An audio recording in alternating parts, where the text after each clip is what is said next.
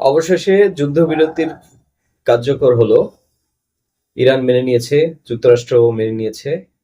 আসলে যুক্তরাষ্ট্রের Donald Trump তার ট্রুথ সোশ্যালে পোস্ট করেছেন যে ইরানের 10টি শর্ত নিয়ে আলোচনা করার জন্যই তিনি সম্মত হয়েছেন। তার মানে হচ্ছে যে যুক্তরাষ্ট্রের 15টি শর্ত নয়, ইরানের দেওয়া শর্ত অনুসারেই আলোচনাটা সামনে আগাবে। আমার মনে হয় এই যুদ্ধবিরতিটা একটা স্থায়ী রূপ পাবে, কেননা যুদ্ধবিরতির ইরানের দিকে যুক্তরাষ্ট্রের যে চাওয়া সেটা হচ্ছে যে পরমাণু অস্ত্র তৈরি করবে না ইরান, এই বিষয়ে কথা দিবে। এটা তো আগে থেকেই তারা কথা দিয়ে আসছে।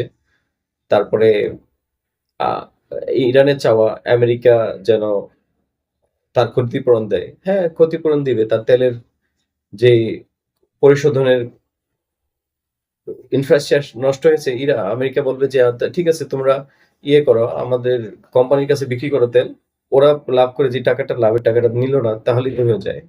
ট্রাম্প বিজনেস পার্সন এভাবে হবে। আর বলবে যে হুতি হিজবুল্লাহকে অস্ত্র শস্ত্র সাহায্য দিয়ে তুমি পারবে না। ইরানও মেনে নিবে। আবার বারাক ওবামার সময় মেনে নিয়েছিল, পরে হয়তো প্রমাণ পেয়েছে যে না, তারা ইরান মেনে নিলেও কথা রাখেনি। তখন হয়ে গেছে আর কি। ওই শর্ত থেকে ডোনাল্ড ট্রাম্প ফিরে এসে তার নিষেধাজ্ঞা আবারও চালু করেছিল। এই হচ্ছে অবস্থা। দেখা যাক যুদ্ধবিরতির যে অবস্থা, 15 দিনের যেই বিরতি, সেটা কতদিন চলে। হয়তো এটা টিকেও যেতে পারে, স্থায়ী হওয়ার সম্ভাবনা আছে। ধন্যবাদ।